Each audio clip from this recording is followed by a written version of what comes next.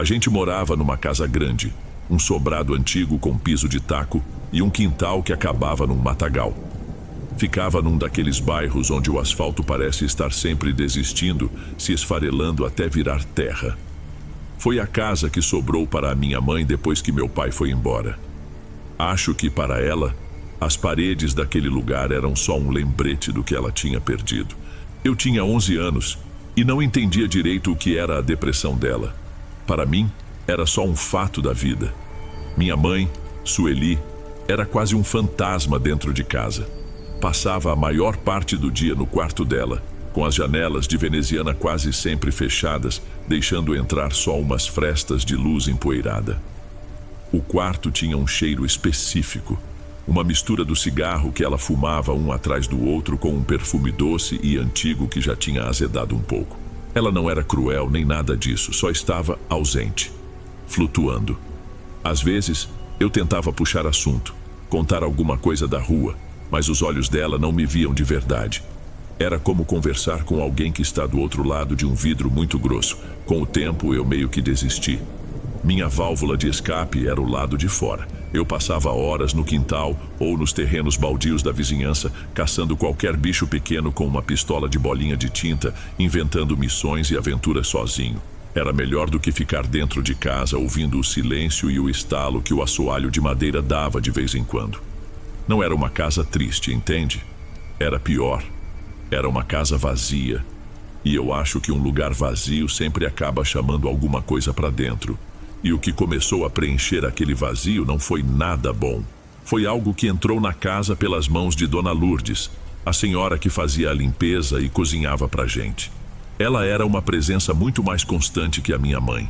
Era baixa, quieta e tinha um jeito de se mover pela casa sem fazer barulho, como se conhecesse cada tábua solta do assoalho. Foi Dona Lourdes quem começou a ter longas conversas com a minha mãe, sempre a portas fechadas. Eu não ouvia tudo, só fragmentos que vazavam pelo corredor. Palavras como consulta, ter fé, uma mulher que resolve essas coisas. Eu não sabia o que significava, mas entendia o tom de segredo. Depois dessas conversas, o cheiro de cigarro no quarto da minha mãe às vezes se misturava com o de umas ervas estranhas que Dona Lourdes trazia em saquinhos de papel. O quarto da minha mãe era o santuário dela, e não só pela sua presença. As paredes eram cheias de imagens. Tinha um São Miguel Arcanjo com uma espada, uma santa de rosto triste e bem em cima da cabeceira da cama, um Cristo crucificado enorme de madeira escura. As figuras me davam um desconforto que eu não sabia explicar. Os olhos pintados pareciam me acompanhar quando eu entrava lá para dar boa noite. Num canto da penteadeira, meio escondido, tinha também um Santo Antônio pequeno que eu achava estranho, já que minha mãe não parecia mais interessada em arrumar namorado nenhum. A confirmação de que algo estava errado veio numa tarde. Minha mãe dormia, e eu entrei no quarto dela bem devagar para procurar umas pilhas. Abri uma gaveta da cômoda e, debaixo de uns lenços velhos, encontrei um saquinho de tecido vermelho costurado à mão com uma linha preta e grossa. Era um patuá. Era pequeno, cabia na palma da mão e meio irregular, como se tivesse algo granulado dentro. Por pura curiosidade de menino, eu peguei. Tinha um cheiro forte de terra e mais alguma coisa meio adocicada. Naquele exato instante, minha mãe se mexeu na cama e abriu os olhos. Mas não eram os olhos vazios de sempre. Eram focados, afiados. Ela viu o patuá na minha mão e, num movimento rápido que eu não via ela fazer há meses, sentou na cama e esticou o braço. Me dá isso. A voz dela saiu seca, um comando. Eu entreguei sem reação. Ela arrancou o saquinho da minha mão e o fechou dentro do punho.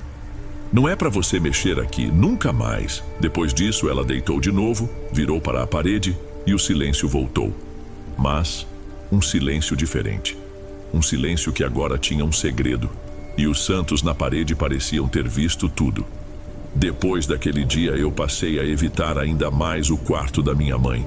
Depois daquele olhar, eu senti que tinha uma barreira ali que eu não podia mais passar. A vida voltou à sua rotina vazia e por algumas semanas nada aconteceu. Ela continuou na sua névoa, eu continuei nas minhas aventuras solitárias no quintal. Dormir sozinho sempre foi uma batalha para mim.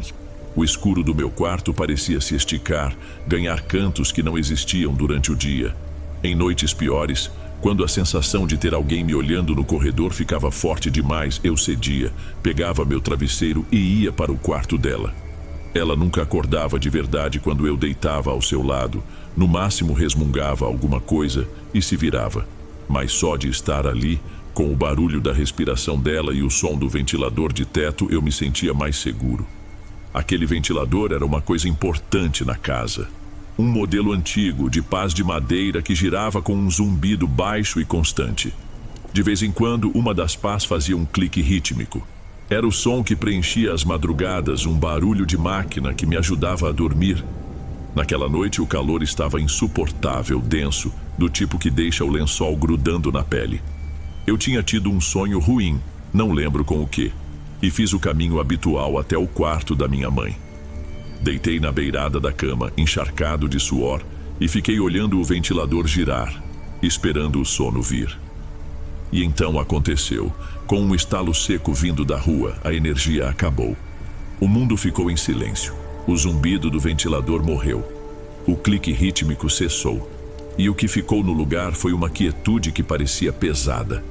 Era um silêncio tão completo que eu conseguia ouvir meu próprio sangue pulsando nos ouvidos. Minha mãe ao lado continuava a dormir seu sono pesado, intocada pelo calor ou pela mudança súbita. E eu fiquei ali de olhos abertos na escuridão, completamente desperto. A segurança que eu tinha vindo buscar tinha desaparecido junto com a luz. Eu fiquei um tempo imóvel, só ouvindo o som pesado da respiração da minha mãe, um cachorro latindo muito longe e nada mais. A casa, sem a eletricidade, parecia outra. Não era mais o meu lar. Era só uma construção escura e desconhecida. Aquele sentimento de estar sendo observado, que antes ficava restrito ao corredor, agora tinha entrado no quarto. Ele estava ali, no mesmo ambiente, e o escuro não deixava ver de onde vinha. O medo começou a crescer, uma coisa física que subia pela minha barriga. Eu precisava de luz. Precisava ver os contornos das coisas para ter certeza de que estavam no lugar.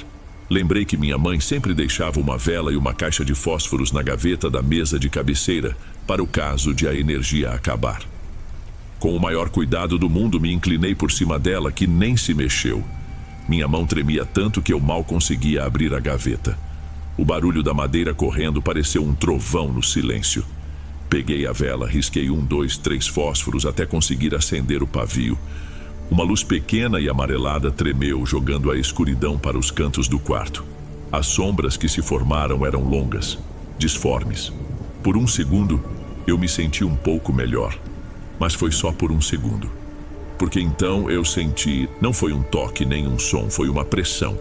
Uma vontade que não era minha, que me dizia para olhar para a parede, bem acima da cabeça da minha mãe. Eu tentei resistir. Fixei o olhar na chama da vela. Me concentrei na cera derretendo em qualquer coisa. Mas era inútil. Era como se os músculos do meu pescoço tivessem decidido obedecer a outra pessoa. Devagar, muito devagar, minha cabeça começou a virar. Eu tentava lutar contra, tentava olhar para o rosto adormecido da minha mãe, para a porta, para a janela. Mas era como tentar segurar uma porta contra uma ventania muito forte. A força me vencia. Meu queixo subiu e meus olhos foram forçados a encarar a imagem de madeira escura pregada na parede. O Cristo. A luz fraca da vela dançava sobre a forma dele. A madeira escura, o rosto virado para o teto numa agonia esculpida, os braços abertos. Eu fiquei ali, com o pescoço duro, a respiração presa na garganta, forçado a encarar aquela imagem. Meus olhos ardiam porque eu não conseguia piscar. Eu era alguém forçado a assistir uma coisa que ia começar a qualquer momento. E todo o meu corpo sabia que algo pavoroso estava prestes a acontecer. Meu corpo inteiro era uma corda esticada. Eu esperava um grito, uma aparição no canto do quarto, qualquer coisa. Mas a primeira coisa que aconteceu foi um som, um estalo baixo vindo da parede. Um som de madeira seca se torcendo. Eu tentei me convencer de que era só a casa trabalhando, se ajeitando no sereno da madrugada. Mas o som veio de novo, e dessa vez eu soube, com uma certeza horrível, de que o som vinha do crucifixo. E então eu vi. No canto do olho direito da estátua, uma mancha escura começou a se formar. No começo, era só um ponto úmido na madeira, mas ele foi crescendo, se avolumando, até que uma gota se formou. Era grossa e quase preta na luz da vela. E começou a descer, devagar. Um rastro lento e viscoso pela bochecha esculpida. Eu não conseguia respirar. Meu peito doía. Outra gota se formou no outro olho, e mais outra. A figura de madeira estava chorando. Chorando uma substância escura e oleosa que eu sabia que não era tinta nem verniz. O choro silencioso já era horrível o suficiente, mas a pior parte ainda ia acontecer. Houve outro estalo de madeira, mais alto dessa vez, e a cabeça do Cristo, que antes olhava para cima em agonia, se inclinou. Foi um movimento mínimo, quase imperceptível, mas ela se moveu. Inclinou-se para a frente, 1 milímetro de cada vez, como se a figura estivesse tentando olhar para baixo, para a cama, para a minha mãe, para mim. Foi nesse momento que a música começou. Não veio de nenhum lugar específico, ela simplesmente apareceu no ar, como se estivesse sendo transmitida dentro da minha cabeça. Era um chorinho, uma melodia que deveria ser alegre, saltitante, mas que soava doente. Vinha com um chiado de rádio antigo fora de estação, e a melodia em si era distorcida, com notas que escorregavam para tons errados, criando um som horrível. A visão daquela figura se movendo e chorando, combinada com aquela música fantasma e carnavalesca, quebrou alguma coisa dentro de mim. O medo se transformou em puro pânico. As lágrimas começaram a escorrer pelo meu rosto, mas eu não emitia som. Eu era uma estátua também, só que uma estátua que sentia um medo tão grande que parecia que meu coração ia se rasgar. Eu precisava sair dali, precisava gritar, mas a força ainda me segurava, me obrigando a ver e a ouvir. Na minha mente desesperada, procurei qualquer coisa, qualquer salvação. E o que veio foi a única coisa que me ensinaram para momentos assim, uma reza: Pai Nosso que estais no céu. As palavras se formaram na minha cabeça, mas a música doentia parecia tentar abafá-las. Tentei de novo com mais força, como se estivesse gritando em pensamento: Santificado seja o vosso nome. A pressão no meu pescoço aumentou. O choro de madeira da estátua parecia mais intenso. Venha a nós o vosso reino. Minha voz finalmente saiu, um sussurro engasgado, patético. E no momento em que as palavras se tornaram som, por mais fraco que fosse, a força se quebrou. Meu pescoço relaxou de uma vez e minha cabeça caiu para a frente. Eu conseguia me mover. O ar entrou nos meus pulmões numa golfada barulhenta. A música parou. O silêncio pesado voltou, mas agora era bem-vindo. Era um alívio. Com o corpo todo tremendo, levantei o olhar. A estátua estava parada, olhando para cima, como sempre esteve. Mas os rastros escuros ainda estavam lá, brilhando úmidos na luz da vela. Eu me arrastei para o pé da cama, me encolhendo todo, e passei o resto da noite ali, sentado no chão, com o queixo nos joelhos. Não tirei os olhos daquela parede. A vela queimou até o fim, e quando a chama se apagou, o escuro que voltou era 1000 vezes pior do que antes. Cada estalo da casa, cada ruído do vento lá fora, era um novo começo para o terror. Eu não dormi um segundo. Quando os primeiros raios de sol pintaram o céu e a luz cinzenta entrou pela janela, a energia voltou. O ventilador não ligou de novo, mas a lâmpada do abajur se acendeu, pálida. Com o coração na boca, olhei para o crucifixo. À luz do dia, os rastros escuros ainda estavam lá. Não pareciam tanto com sangue agora. Eram mais como uma mancha de seiva escura, uma resina que a madeira tivesse suado. Qualquer um que olhasse poderia achar uma explicação, mas eu sabia o que tinha visto. Eu nunca contei para ninguém. Como eu poderia? Contar para a minha mãe só iria piorar o estado dela. Contar para qualquer outro adulto seria ser taxado de mentiroso ou de maluco. Então eu guardei para mim. Aquele segredo me isolou do resto do mundo. Minha mãe, Sueli, faleceu anos depois, em 2011, por causa do cigarro. Foi só depois disso que, conversando com parentes, eu descobri a história toda. As visitas de Dona Lourdes não eram só para limpar a casa, eram para levar minha mãe em consultas, e os trabalhos eram feitiços de amarração, um atrás do outro, na tentativa desesperada de trazer meu pai de volta. Naquele instante, a imagem daquele pequeno Santo Antônio escondido na penteadeira dela me veio à mente, um pedido de amor que acabou convidando outra coisa para dentro de casa. Naquele momento, a lembrança daquela noite deixou de ser só um pesadelo e virou a prova de que algo tinha mesmo sido convidado para dentro da nossa casa. A fé dela, misturada com a dor, abriu uma porta. E o que entrou por ela não se importava com santos ou crucifixos. Pelo contrário, parecia gostar deles. Desde aquela noite nunca mais consegui olhar para uma imagem religiosa da mesma forma. E o silêncio absoluto me incomoda. Às vezes, quando estou sozinho em casa e é muito tarde, se tudo fica quieto demais, eu tenho a impressão de ouvir, bem baixinho, os primeiros acordes de um chorinho desafinado. Um eco daquela noite. Como se o que quer que tenha visitado o quarto da minha mãe ainda estivesse por perto, esperando o próximo momento de silêncio para tocar sua música. Tem um tipo de silêncio que pesa mais que um grito. Aquele que cria uma barreira entre duas pessoas. Foi nesse silêncio que a gente passou os últimos meses. Tudo começou no final de 2012, quando nos mudamos para aquele apartamento. A ideia de começar do zero partiu dele, uma tentativa de consertar o que já estava em pedaços. Ele disse isso segurando minha mão com a mesma falta de jeito com que tinha pedido desculpas pelo que aconteceu. A gente nunca usava a palavra certa para descrever o que ele fez. Era sempre o acontecido, o problema, qualquer coisa para não dizer a verdade feia. Ele tinha me traído. Eu descobri tudo, e tudo tinha desabado. Mesmo assim, eu o aceitei de volta, acreditando que um novo endereço poderia de alguma forma remendar a confiança que já não existia. O lugar era um apartamento antigo, num prédio com corredores longos e um cheiro constante de desinfetante. Ficava no segundo andar, sem nenhuma vista interessante, mas tinha o tamanho certo para nós dois. Eram 2 quartos, um grande, arejado, com a janela virada para a rua, e outro bem pequeno nos fundos, com a porta de madeira escura e o piso de taco solto em alguns pontos. A proprietária, uma senhora chamada Cida, nos entregou a chave com um ar de quem não se importa muito.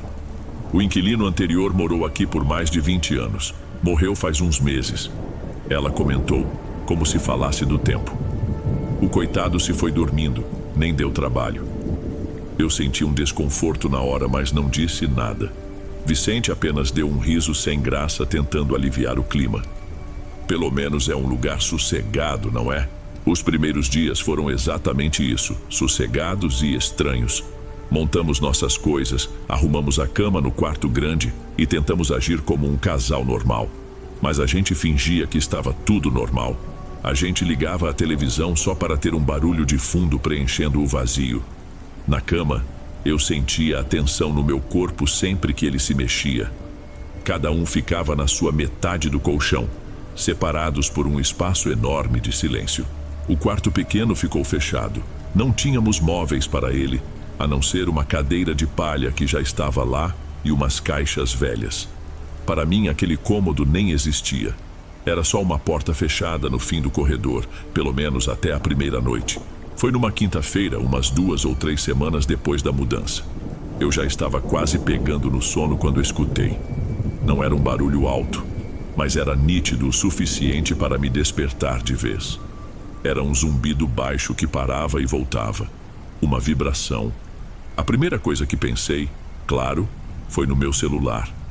Olhei para a mesinha de cabeceira, mas a tela estava apagada. Estiquei o braço e peguei o aparelho do Vicente. Também estava quieto. O som continuou. Era um zunido abafado vindo da parede atrás da nossa cama. A parede que fazia divisa com o quarto pequeno. Fiquei imóvel, só escutando. A vibração parava por alguns segundos e depois voltava, sempre no mesmo ritmo. Tinha uma familiaridade terrível naquele som. Cutuquei o Vicente, que resmungou e virou para o meu lado. "Você está ouvindo isso?" Sussurrei. "Ouvindo o quê?" Ele perguntou com a voz pastosa de sono. "Esse barulho parece um celular vibrando dentro da parede." Ele ficou em silêncio por um instante, o tempo exato para o som se repetir. Ele franziu a testa, ouviu por mais uns 5 segundos e depois deu de ombros, se ajeitando no travesseiro. Deve ser alguma coisa no encanamento do prédio. Isso aqui é velho, Alice. Ele se virou de costas para mim, um gesto que ele sempre fazia quando não queria lidar com alguma coisa. E eu fiquei ali, de olhos abertos no escuro, encarando a parede. Porque eu conhecia aquele som. Era a mesma vibração do celular dele, o toque que ele usava para as mensagens que não eram minhas. Na manhã seguinte, assim que ele saiu para a padaria, a primeira coisa que fiz foi abrir a porta do quartinho. O ar lá dentro era parado, com cheiro de poeira e madeira antiga. A luz que entrava pela janela suja mal iluminava o espaço vazio. Fui até a parede que dava para o nosso quarto e encostei a mão nela. Estava fria, mas era só uma parede. Bati com os nós dos dedos, de leve. Nada. O som era sólido, normal. Encostei o ouvido na tinta descascada e não escutei coisa alguma. Vicente entrou no apartamento e me encontrou ali. Ele parou na porta com um saco de pães na mão. "Você ainda está com isso na cabeça?" Ele perguntou sem qualquer tom de preocupação. Era quase uma acusação. Não respondi. Ele se aproximou, me deu um beijo rápido na nuca, um gesto frio e automático, e saiu do quarto. "Vem tomar café", e o assunto morreu ali, pelo menos por enquanto. As semanas seguintes foram um jogo de aparências. A vibração na parede não era constante. Às vezes passávamos quase uma semana inteira em paz, e eu chegava a pensar que tinha imaginado tudo, que o Vicente estava certo e era só o encanamento. Nesses dias a gente quase conseguia ser o casal de antes, mas a ilusão durava pouco. O som sempre voltava, geralmente no meio da madrugada, e trazia de volta toda a desconfiança. E foi assim, aos poucos, que ele começou a ir para o quarto pequeno. A primeira vez foi por causa de um trabalho que ele precisava terminar. Ele disse que a luz do notebook ia me atrapalhar e que ficaria no outro cômodo só até finalizar. Eu concordei, sem querer criar caso.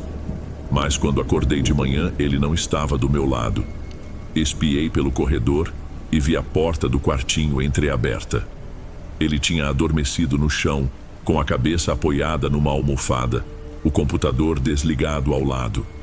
Depois dessa noite, as desculpas ficaram mais frequentes.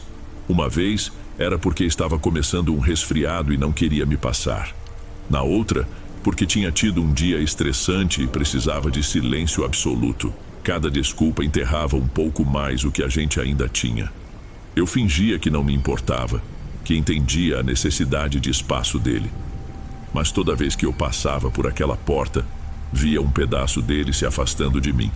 Até que um dia não houve mais desculpa. O quarto pequeno simplesmente se tornou o quarto dele. Nossa rotina virou uma coisa esquisita. A gente parecia 2 fantasmas. A gente se cruzava no corredor, trocava um bom dia seco na cozinha, enquanto a água para o café fervia.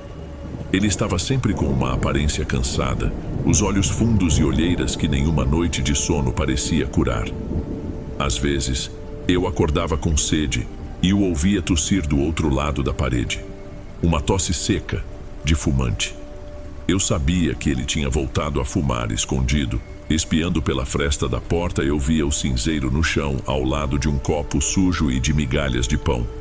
Aquele quarto estava se tornando o mundo dele, um mundo para o qual eu não era convidada. Para mim, a vibração na parede nunca parou de verdade. Para ele, o som nunca tinha existido.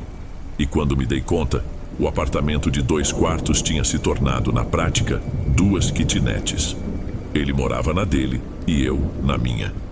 Chega um ponto em que a gente para de se fazer perguntas. A gente só aceita a estranheza como parte da rotina. Mas a minha calma durou até a tarde em que o Vicente avisou que ia encontrar um amigo e talvez dormisse por lá. Pela primeira vez em meses, eu teria o apartamento só para mim. E a primeira coisa que fiz foi ir até o quarto dele.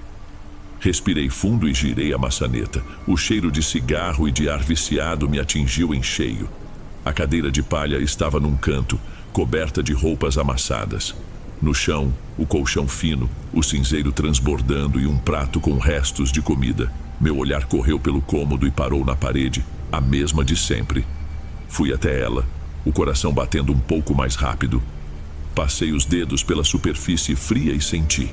Não era lisa. Havia ranhuras.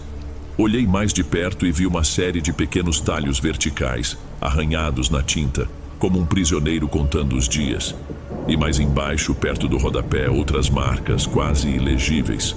Me ajoelhei para ver melhor.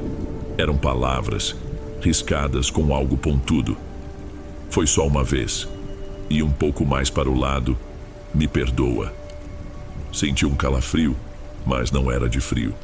Ele não estava só dormindo ali. Ele estava confessando. Saí do apartamento atordoada, precisava de ar. Fiquei andando sem rumo pela rua, até que uma ideia me ocorreu. Peguei o celular e liguei para a proprietária, a dona Cida. Inventei uma desculpa qualquer, algo sobre um vazamento só para puxar assunto. No fim da conversa, mencionei casualmente o antigo morador. Ah, o seu Arnaldo. A voz dela soou distante. Um homem bom, mas que se isolou muito nos últimos anos. A esposa o deixou e ele nunca superou. Dizia que conversava com as paredes. No fim, praticamente morava só naquele quartinho dos fundos. Fiquei em silêncio, o telefone pressionado contra a orelha. Por que a pergunta, querida? Algum problema? Ela quis saber. Não, nenhum. Menti. Apenas curiosidade. Desliguei o telefone e senti como se o chão sumisse. O problema não era só a traição do Vicente. Era aquele quarto. E o seu Arnaldo tinha deixado alguma coisa para trás. Depois da conversa com a vizinha, o medo mudou de forma. Não era mais uma suspeita, uma pulga atrás da orelha. Virou uma certeza que pesava no ar do apartamento. Passei a andar na ponta dos pés, a evitar o corredor. Cada barulho do prédio me deixava em alerta. O Vicente, por sua vez, parecia cada vez mais um estranho. Saía do quarto apenas para pegar água ou algo para comer, e seus olhos passavam por mim sem me registrar, como se eu fosse só mais um móvel na casa. A noite em que tudo acabou começou como todas as outras. Eu estava deitada, virada para o lado oposto da parede que nos separava, tentando forçar o sono a vir. O silêncio era total, e foi nesse silêncio que eu ouvi. Não era a vibração, era a voz dele, um murmúrio baixo, contínuo. Levantei da cama sem fazer barulho. O piso de taco estava gelado sob os meus pés. Caminhei pelo corredor escuro, sentindo cada passo ecoar dentro da minha cabeça. Parei em frente à porta do quarto dele e encostei o ouvido na madeira fria. Eu conseguia ouvir com clareza agora. Ele não estava falando sozinho, num monólogo. Ele estava conversando. Fazia pausas, como se ouvisse uma resposta, e então ele sussurrava de volta. As palavras saíam quebradas, cheias de uma angústia que eu nunca tinha ouvido na voz dele antes. Eu sei, ele dizia numa súplica. Mas foi só uma vez. Por favor. A cada frase uma pausa, e então ele recomeçava. Me perdoa, eu juro, me perdoa. Era a mesma ladainha das palavras arranhadas na parede. Uma confissão em looping, dita para alguém que não estava ali. Fiquei ali, paralisada, sentindo um nó se formar na minha garganta. Aquilo não era só culpa, era uma devoção. Ele tinha encontrado ali um confessionário particular e perverso. Então ouvi outro som, um soluço, um choro rouco que parecia vir das profundezas da terra. E aquilo me fez reagir. Não era raiva o que eu sentia, nem medo. Era uma onda de pena, uma última e inútil vontade de puxá-lo de volta. Abri a porta de uma vez. Vicente estava encolhido no chão, de costas para mim, com a testa colada na parede. Os ombros dele tremiam a cada soluço. A luz fraca do poste da rua entrava pela janela, desenhando o contorno de um homem que parecia destruído. Vicente? Chamei, a voz saindo como um fiapo. Ele se virou lentamente. Os olhos estavam vermelhos e perdidos, o rosto sujo de lágrimas e poeira. Ele me olhou como se eu fosse uma intrusa, como se eu tivesse atrapalhado algo muito importante. Dei um passo em sua direção com a mão estendida. Vem pra cama, vem, por favor. Ele recuou, se arrastando para longe de mim, se espremendo ainda mais contra a parede, como se quisesse protegê-la com o próprio corpo. Me deixa em paz. A voz dele era um caco. Deixar em paz? Com o que, Vicente? Com quem você está falando? Ele não olhou para mim. Seus olhos estavam fixos num ponto da parede, um pouco acima da sua cabeça. Vá embora, Alice, ele disse com uma frieza que selou tudo. Saia do meu quarto. Meu quarto. Não havia mais nosso. Ele tinha feito a sua escolha. E não era eu. Era aquela parede, aquele cômodo, aquele eco de culpa que o abraçava de um jeito que eu não podia mais. Recuei um passo, depois outro, puxei a porta, fechando-a devagar. O barulho da tranca foi a coisa mais alta que eu já ouvi. Do outro lado, o choro baixo recomeçou. Depois daquela noite, eu parei de esperar. Parei de contar os dias, parei de tentar entender. A gente só sabe que algo acabou de verdade quando o sentimento que fica não é raiva, nem tristeza, mas um vazio absoluto. O Vicente que eu conhecia já não morava mais naquele apartamento. O corpo dele estava lá, mas a pessoa tinha se mudado para dentro daquela parede. Não me lembro de tomar a decisão de ir embora. Foi algo que aconteceu naturalmente, como respirar depois de muito tempo debaixo d'água. Numa manhã de sol, alguns dias depois, eu acordei e o silêncio era diferente. Não era um silêncio tenso de espera, era um silêncio de fim. Peguei uma mala e coloquei dentro apenas o essencial. Deixei roupas no armário, meus livros na estante, a caneca de café que ele me deu. Olhei uma última vez para o corredor, para a porta fechada do quarto dele. Não havia som nenhum vindo de lá. Por um segundo pensei em bater, em dizer adeus. Mas para quê? Eu estaria me despedindo de uma porta. Saí e deixei a chave sobre o aparador na entrada. Não bati a porta, apenas a encostei. Alguns meses depois, a mãe dele me ligou. Contou que a dona Cida a tinha procurado, dizendo que o aluguel estava atrasado e que o filho dela não atendia mais a porta. Os pais dele tiveram que ir até lá.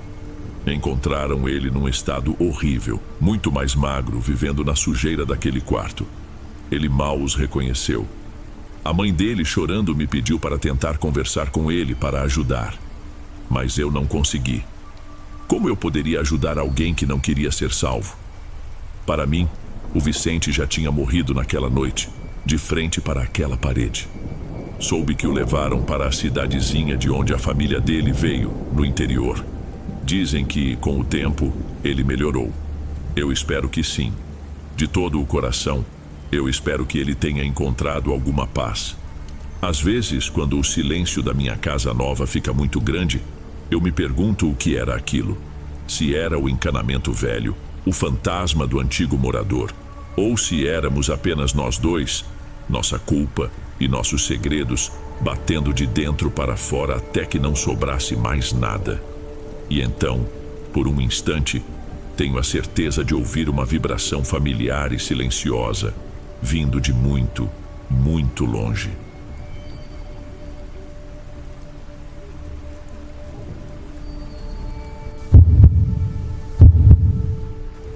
Acho que todo mundo conhece aquele tipo de cansaço que não vai embora com uma noite de sono. É um cansaço que se acumula, que gruda na gente. O meu, naquela época, tinha um motivo bem claro.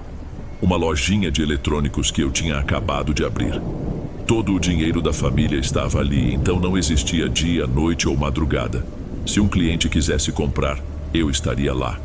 Meu nome é Sérgio, e essa história que vou contar aconteceu em 2022, talvez um ano depois de eu ter começado essa jornada. O telefone tocou, era quase meia-noite. Era um cliente bom, um daqueles que compram bastante para revender em outra cidade. Ele disse que o ônibus dele chegaria muito antes do normal e me perguntou com todo o jeito se eu não poderia abrir a loja para ele às 5 da manhã. Era pegar ou largar. Eu, claro, peguei. Programei o despertador para as 4.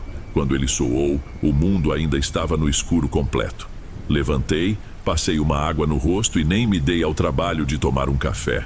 Apenas vesti a primeira roupa que vi e saí. O ar da madrugada era úmido e tinha um frio cortante. As ruas do bairro, sempre tão barulhentas durante o dia, eram um deserto. Só se ouvia o som abafado dos meus próprios passos e o zumbido distante de um ou outro poste de luz, com sua iluminação amarelada e fraca. Meu caminho até o centro comercial era curto, uns 15 minutos a pé. O trecho final era por um calçadão. Uma daquelas ruas só para pedestres, cheia de lojas com as portas de aço baixadas. Era o caminho mais rápido e eu já o tinha feito centenas de vezes, mas nunca, jamais, naquela solidão. Ao pisar no calçamento do calçadão, a sensação de isolamento ficou ainda mais forte. A rua se estendia à minha frente, uma linha reta de uns 200, talvez 300 metros, ladeada pelas fachadas escuras das lojas. A única luz vinha dos postes, que lançavam poças amareladas no chão de paralelepípedos, criando sombras que se esticavam a cada passo. Comecei a andar num ritmo constante. A minha loja era uma das últimas, quase na outra ponta. Eu conhecia cada detalhe daquele trecho. A loja de sapatos com a vitrine sempre empoeirada, a lanchonete na esquina com uma pichação antiga no portão de ferro. Era um trajeto que eu fazia de olhos fechados, mas alguma coisa estava estranha. Depois de 1 minuto de caminhada, olhei para frente e tive a impressão de que não tinha saído do lugar. A loja de sapatos ainda estava ali, à minha direita, exatamente onde deveria estar se eu tivesse acabado de entrar no calçadão. Parei, franzi a testa tentando entender. É o sono, pensei. O cansaço tá me deixando maluco. Dei uma risada fraca, sem humor, e continuei a andar, dessa vez um pouco mais rápido, forçando minhas pernas a se moverem. Eu só queria chegar, abrir a porta de aço, acender as luzes e esperar meu cliente em um lugar seguro. Só que a segurança não vinha. Eu continuei andando, agora com o olhar fixo no final da rua, na esquina onde o calçadão acabava. E a esquina não chegava. Eu caminhava, sentindo o esforço nos músculos, o ritmo da minha respiração um pouco mais acelerado. Mas era como andar em uma esteira. O cenário ao meu redor permanecia o mesmo, imóvel, uma fotografia estática. Aquilo começou a revirar meu estômago. O cansaço deu lugar a uma inquietação. Uma sensação de que eu estava preso em um laço, repetindo os mesmos metros de calçamento sem sair do canto. Foi nesse momento, parado no meio do nada, que era aquela rua, que eu ouvi um som seco, pequeno, como o de uma bola de gude batendo no chão de pedra. 1, 2, 3 estalos rápidos, seguidos de uma pausa. O som era muito nítido naquele silêncio todo e parecia vir de algum lugar à minha frente. Minha primeira reação foi de curiosidade. Olhei na direção do barulho, esperando ver o vigia noturno fazendo sua ronda. Talvez ele tivesse deixado cair algumas moedas ou sei lá. Qualquer coisa seria melhor do que o silêncio e a sensação de estar preso. Mas não havia ninguém. A rua continuava vazia, um corredor de sombras e luz amarelada. Então o som veio de novo, mas dessa vez parecia estar atrás de mim. Virei o corpo devagar e foi quando a vi. A uns 20 metros de distância, perto de um dos pilares de sustentação da marquise das lojas, estava uma menina, uma criança. Ela não devia ter mais de 7 ou 8 anos. Estava parada, com as mãos para trás, e usava um vestidinho que parecia meio antigo, daqueles de festa. Todo o medo estranho que eu sentia sobre a rua que não acabava simplesmente se dissolveu. A lógica voltou com força total. Aquilo fazia sentido, ou quase. Uma criança sozinha ali era esquisito, claro, mas era uma coisa do mundo real. Podia ser filha de algum outro comerciante que, como eu, teve que chegar mais cedo. Podia ter se perdido dos pais. Era uma explicação. E uma explicação era tudo o que eu queria. Senti um alívio tão forte que meus ombros relaxaram. Eu nem tinha percebido que estava tão tenso. Levantei a mão e dei um aceno curto, um gesto meio sem graça, acompanhado de um sorriso cansado. Era um jeito de dizer: "Oi, eu te vi. Está tudo bem?" A menina abriu um sorriso de volta. Um sorriso infantil, normal. E então, como se a brincadeira tivesse acabado, ela se virou e saiu correndo na direção de onde eu tinha vindo, desaparecendo na escuridão. Ouvi o som dos seus passos pequenos se afastando até sumir por completo. Respirei fundo, sentindo-me um idiota. É o sono, Sérgio. Só o sono, disse a mim mesmo. Com a sensação de normalidade restaurada, voltei a caminhar. Agora sim, eu ia chegar à minha loja. A confiança durou pouco. Eu andei, e a bendita esquina continuava na mesma distância. A loja de sapatos empoeirada. A pichação no portão da lanchonete. Eu estava no mesmo lugar. O alívio que senti antes virou um gosto amargo na boca. Aquilo não era o sono, não era cansaço, era outra coisa. E eu tinha acabado de sorrir e acenar para ela. Meu corpo ficou rígido. Um arrepio subiu pela minha nuca. A rua, que por um breve momento pareceu normal, voltou a ser uma armadilha, um corredor infinito. E o pior é que agora eu sabia que não estava sozinho nele. Foi quando ouvi de novo o som de passos, leves, rápidos, vindo das minhas costas. O medo me dizia para não olhar, para correr, para gritar, mas eu não consegui. Alguma coisa me obrigou a virar devagar com o pescoço duro. Ela estava lá, no mesmo lugar de antes, perto do pilar, parada. Desta vez, porém, eu olhei de verdade. A imagem da menina perdida se desfez na minha frente. As roupas dela eram impecáveis. O vestido bufante, cheio de rendas, o cabelo preso em cachos perfeitos. Parecia uma boneca de louça vestida para uma foto de um século atrás. Limpa demais, arrumada demais para estar ali, naquela hora. E ela estava parada, completamente imóvel. Não era a imobilidade de uma criança tímida, era a de uma estátua. Meus olhos se fixaram no rosto dela. Ela ainda sorria para mim, o mesmo sorriso de antes, mas ela não o desfazia. Os segundos passavam e o sorriso continuava lá, fixo, pintado no rosto dela. E então eu notei. Começou sutil, um repuxar quase imperceptível no canto da boca. O sorriso começou a se alargar. Eu fiquei ali, olhando, sem conseguir desviar. Eu via a pele do rosto dela esticar, de um jeito que não era humano. O que era um sorriso infantil virou uma careta que se alargava, esticando o rosto dela até as orelhas. Não havia alegria nenhuma naquele gesto, apenas uma zombaria cruel e silenciosa. Enquanto a boca se abria naquele arco impossível, os olhos dela pareciam afundar no rosto. Ficaram completamente pretos, sem fundo. Não eram mais olhos. Eram 2 buracos vazios que me encaravam. Todo o ar sumiu dos meus pulmões. Meu cérebro simplesmente parou de funcionar. Eu não pensava, não sentia, apenas via aquela aberração em forma de criança, com aquele sorriso que partia o rosto ao meio, me olhando do outro lado da rua. O som dos passos dela, leves como antes, cortou o silêncio. Mas agora eles vinham na minha direção. Aquilo disparou o pânico em mim, foi o que quebrou o meu torpor. Não houve pensamento, não houve decisão. Meu corpo simplesmente reagiu. Eu me virei e corri. Eu só corri. Minhas pernas se moviam por pura memória muscular, impulsionadas por um terror que eu nem sabia que era capaz de sentir. O ar gelado da madrugada queimava meus pulmões a cada respiração desesperada. O som dos meus próprios pés batendo no calçamento parecia um trovão, mas por trás dele eu ainda conseguia ouvir os passinhos dela.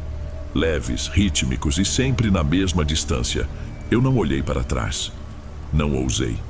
Tinha a certeza de que se olhasse, eu a veria ali, com aquele sorriso rasgado, me acompanhando sem esforço. O medo me dava a imagem dela correndo ao meu lado, flutuando. Eu não sei. Só sei que eu precisava sair daquela rua. Meu foco era um só: a esquina, o fim daquele corredor. Eu corria em direção a ela com tudo o que eu tinha, com os olhos ardendo pelo esforço e pelo vento. E de repente aconteceu. Numa passada tudo mudou. Foi como atravessar uma barreira invisível. A sensação de estar preso, de correr sem sair do lugar, simplesmente sumiu. O ar pareceu diferente, a luz pareceu mais real. Eu tropecei para fora do calçadão, invadindo a rua transversal, e continuei correndo por mais uns 10 metros antes de me apoiar em um muro, ofegante, tentando puxar o ar para dentro. Meu corpo inteiro tremia. Depois de alguns segundos, com o coração disparado, eu criei coragem para olhar para trás. O calçadão estava vazio, completamente deserto e silencioso. As luzes amareladas iluminavam uma rua comum, sem fim e sem começo. Não havia sinal da menina, nem som de passos, nada. Era como se ela nunca tivesse existido. Levei uma eternidade para conseguir colocar a chave na fechadura. Minhas mãos tremiam tanto que o molho de chaves parecia um chocalho. O barulho do metal arranhando o portão da loja ecoou pela rua vazia, um som alto e desesperado. Com um esforço que pareceu mover uma montanha, consegui girar a chave e erguer a porta de aço, que subiu com um protesto metálico e barulhento.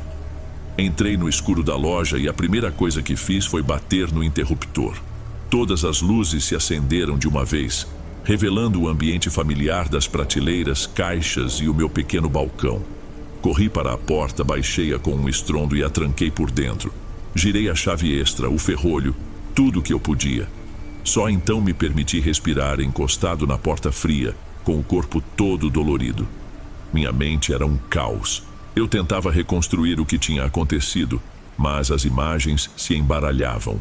A rua elástica, o sorriso rasgado, os olhos vazios. Para tentar me ancorar na realidade, liguei o computador, abri um vídeo qualquer na internet, qualquer coisa com gente falando com sons normais. O volume estava no máximo, mas as vozes pareciam distantes, como se viessem de outro mundo. Depois de um tempo que não sei medir, a tremedeira começou a passar. O ambiente seguro e iluminado da loja estava fazendo efeito. Decidi que precisava me ocupar. Comecei a arrumar algumas mercadorias, a limpar o balcão. Foi quando pensei no meu cliente. Ele devia estar chegando. Peguei o celular no bolso para ligar para ele. Meus dedos deslizaram pela tela para desbloqueá-la. E foi então que eu vi a hora. 4h35 da manhã. Eu olhei de novo. Pisquei achando que o sono e o pânico estavam me fazendo ver coisas. Mas não. O relógio do celular, sempre certo, marcava 4h35. Impossível. Eu saí de casa pouco depois das 4. O caminho todo levava, no máximo, 15 minutos. Mas o que eu vivi? A caminhada sem fim, o encontro com a menina, a conversa interna, a fuga. Aquilo tudo não podia ter acontecido em apenas 5 minutos. Parecia que eu tinha passado horas naquele calçadão. A ficha simplesmente não caía. Como aquilo era possível? Com a cabeça girando, levantei o olhar, ainda tentando processar a informação, e olhei através do vidro da porta da loja para a rua do outro lado. E lá estava ela, parada sob a luz amarela de um poste. A menina, ela levantou a mãozinha e me deu um adeus. O mesmo gesto inocente de antes. Eu fiquei petrificado, olhando para ela de dentro da loja, que eu achava ser segura. Então, diante dos meus olhos, a silhueta dela começou a se distorcer. A forma pequena e infantil foi se desfazendo, se esticando para os lados como fumaça escura. Uma mancha de escuridão que distorcia a luz ao redor. Antes de sumir por completo, aquela sombra disforme esticou algo fino na minha direção, como um dedo feito de sombra que apontou diretamente para o meu peito. E então, se dissolveu no nada. Hoje, um ano depois, a loja vai bem. Mas todas as noites, quando fecho os olhos, ainda vejo aquele sorriso. E às vezes, do nada, eu sinto um ponto gelado bem no meio do peito, exatamente onde aquela coisa apontou. É quando eu sei que elas estão por perto. As sombras. Eu nunca mais vi a menina, mas agora eu vejo os ecos dela. Vultos no canto do olho, silhuetas esguias que me observam de longe, sempre com a mesma impressão de que estão zombando de mim em silêncio. Aquele encontro no calçadão não foi só um susto, foi um convite. E eu acho que, de alguma forma, eu aceitei.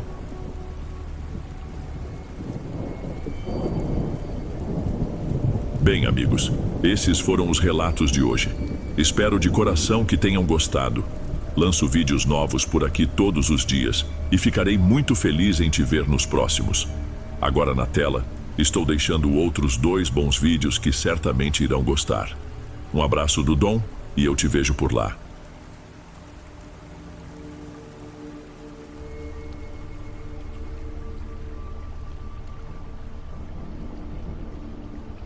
Esses foram os relatos de hoje. Espero de coração que tenham gostado e ficarei muito feliz em te ver nos próximos. Agora na tela, estou deixando outros 2 bons vídeos que certamente irão gostar.